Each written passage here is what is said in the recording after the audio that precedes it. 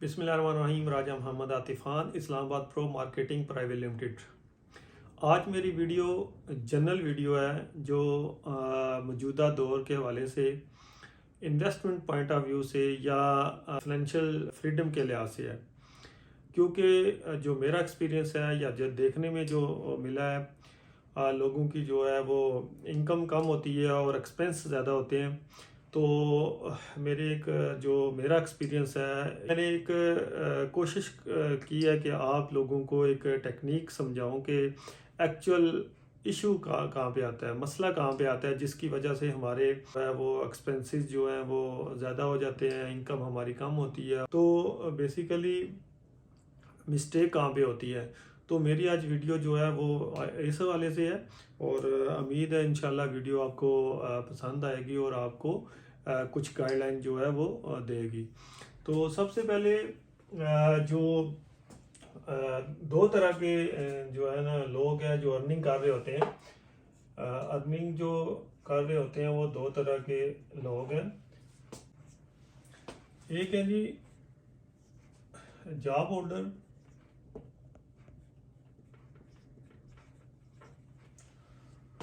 और दूसरे जो है वो बिजनेसमैन है।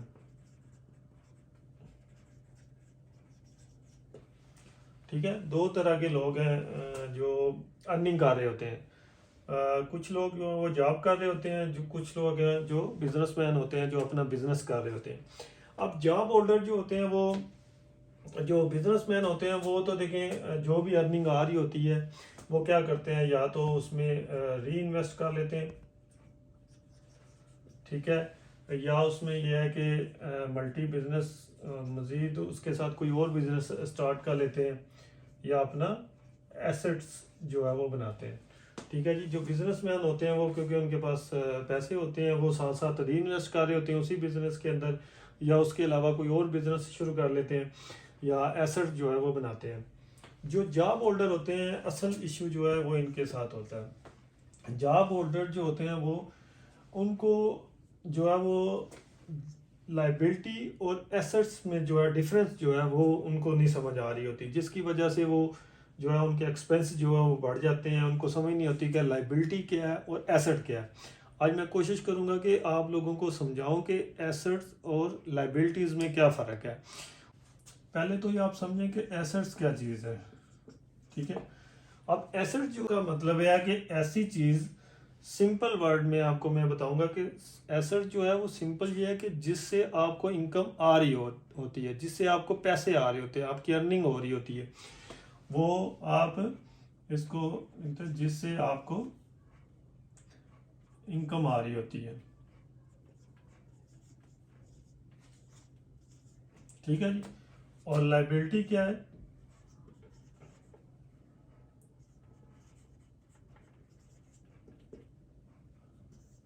लाइबिलिटीज क्या होती हैं? जैसे आपको जो आपसे जो पैसे जा रहे होते हैं, जिसकी मद में पैसे जो है आपसे जा रहे होते हैं। अब फॉर एग्जांपल जो है वो क्या नाम है, आप कार लेते हैं, ठीक है, गाड़ी लेते हैं, कोई भी गाड़ी अपने यूज़ के लिए लेते हैं, तो वो आप इंस्टॉलमेंट के ऊपर लेते हैं। तो वो आप इंस्टॉलमेंट मंथली जो है वो आप इंस्टॉलमेंट जमा कराते हैं, बैंक में जमा करवाते हैं। तो एक तो आपकी इंस्टॉलमेंट मंथली जो है वो पैसे जा रहे होते हैं, दूसरा आपका पेट्रोल जो है वो आप ज़ाहिर है उसके अंदर डालेंगे तो ज़ाहिर है चलेगी, तो पेट्रोल उसके अंदर डाल रहे होते हैं तो वो ज़ाहिर है पेट्रोल की मद में पैसे जा रहे होते हैं। तीसरा मेंटेनेंस, अगर आप सेकंड हैंड कोई गाड़ी लेते हैं तो उसमें ज़ाहिर है मेंटेनेंस आपको करवानी पड़ती है। तो मंथली आपको मतलब पेट्रोल की मद में, इंस्टॉलमेंट की मद में, या जो है वो मेंटेनेंस की मद में आपको आपसे पैसे जा रहे होते हैं। तो ये लाइबिलिटी है। या फर्ज करें एसी आप घर के अंदर लगाते हैं, ठीक है, आप एसी लगाते हैं तो एसी में ज़ाहिर है मंथली जो है वो इलेक्ट्रिसिटी का जो है आजकल बिल वैसे ही बहुत ज़्यादा आते हैं। तो मंथली जो है वो एक तो आप एसी ले लेते हैं, साथ उसके जो है मंथली जो है वो आपका एसी की वजह से बिल अगर आपका 5,000 है तो वो 10,000 आ जाता है। तो ये बेसिकली लाइबिलिटी है जिससे आपको इनका फ़ायदा तो आप लग्जरी चीज़ों में आता है, तो लाइबिलिटी है जिसको आपने मज़ीद खर्चे आपके बढ़ते हैं। एसेट्स ये है जिससे आपकी इनकम आ रही होती है। जैसे फर्ज करें आप कोई घर ले लेते हैं, ठीक है, आप घर ले लेते हैं, ठीक है, एक्स्ट्रा घर लेते हैं, ये आपका एसेट है, ठीक है। इससे क्या होता है, आपको रेंट आ रहा होता है, ठीक है जी। ये रेंट आ रहा होता है, आपको इनकम आ रही होती है इसकी। तो एसेट से जो है रेंट आ रहा होता है, तो क्या होता है, आपको आपकी इनकम में इजाफा हो रहा था। या आप जो है फॉर एग्जांपल के आप शॉप कोई ले लेते हैं, ठीक है जी। आप शॉप लेते हैं तो शॉप का रेंट भी जो है आपको आ रहा होता है, और या ऑफिस कोई लेते हैं तो ऑफिस से भी रेंट आ रहा होता है। आपका घर, शॉप और ऑफिस, तीनों चीज़ें फॉर एग्जांपल आप लेते हैं, तीनों में से कोई चीज़ भी लेते हैं, तो इसकी जो है ना, इसका रेंट मंथली जो है ना आपको आ रहा होता है, और इसकी वैल्यू भी इंक्रीज हो रही होती है हर साल जो है, हर महीने जो है वो आपकी, मतलब अगर फॉर एग्जांपल आपने 1 करोड़ रुपए की कोई इन्वेंट्री आपने ली है, कोई एसेट, कोई घर, कोई शॉप, कोई ऑफिस लिया, तो आपका फॉर एग्जांपल उसमें 30,000 40,000 जो आपका रेंट आता है, तो मंथली आपको रेंट आ रहा होता है। दूसरा, इसकी वैल्यू बढ़ रही होती है। करोड़ रुपये का है तो वो 6 महीने बाद 1.5 करोड़ रुपये का हो जाएगा, 2 साल बाद जो है वो 2 करोड़ का हो जाएगा। तो आपकी एक तो इनकम उसमें बढ़ रही होती है, दूसरा ये है कि आपकी उसकी वैल्यू इंक्रीज हो रही होती है। यहाँ पे जो है ना, आपने लाइबिलिटी, आपने अगर कोई चीज़ ली है तो आपकी जेब से पैसे जा रहे होते हैं। अब जॉब होल्डर जो है वो गलती कहाँ पे करता है कि अगर फॉर एग्जांपल उसकी 1 लाख रुपए उसकी जो है वो इनकम है, तो वो क्या करते हैं कि साथ ही उनकी फॉर एग्जांपल पहले उनकी इनकम थी 50,000, तो जब जैसे ही लाख होती है तो वो सोचते हैं कि जी हम इसमें ज़ाहिर है गाड़ी ले लेते हैं, ठीक है, इंस्टॉलमेंट के ऊपर हम गाड़ी ले लेते हैं, कोई मोबाइल ले लेते हैं, ठीक है, इंस्टॉलमेंट के ऊपर, या घर में कोई मतलब उसके लिए एसी ले लिया, या कोई इस तरह की चीज़ें इंस्टॉलमेंट के ऊपर ले ली, या इंस्टॉलमेंट के ऊपर नहीं भी लेते, कैश के ऊपर लेते हैं, तो वो भी जाहिर है वो क्या होता है कि वो पेट्रोल की मद में या मोबाइल लेते हैं तो ये वो जाहिर है मतलब लोड करवाना पड़ता है, उसमें के अंदर एसी लेते हैं तो इलेक्ट्रिसिटी, इस तरह की चीज़ें जो है वो मंथली आपको जो है वो आपकी जेब से पैसे जा रहे होते हैं।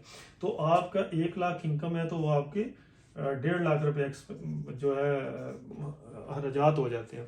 तो वो उसमें थोड़ा सा आपने इस चीज़ को समझना है कि जब भी आप चाहे इसमें भी बिजनेसमैन भी अगर इस तरह की चीज़ें करते हैं, तो बिजनेसमैन के पास ये होता है कि उसके पास एक्स्ट्रा पैसे होते हैं। अगर उसका 1 लाख खर्चा है तो हो सकता है उसको 5 लाख रुपए इनकम आ रही हो, तो 4 लाख रुपए उसके पास एक्स्ट्रा पैसे हैं, तो वो उसमें से आप मैनेज कर सकते हैं, ठीक है। और री इन्वेस्ट करते हैं वो, ज़ाहिर है साथ साथ उनके कुछ और बिजनेस होते हैं तो वो इनकम उनकी बढ़ रही होती है। लेकिन जॉब होल्डर जो है उसके पास क्योंकि इनकम मतलब 1 लाख ही है, तो 1 लाख के अंदर रहते हुए वो लाइबिलिटी में जब जाएंगे, लाइबिलिटी की तरफ जाएंगे, तो वो उनके एक्सपेंस बढ़ेंगे, ठीक है।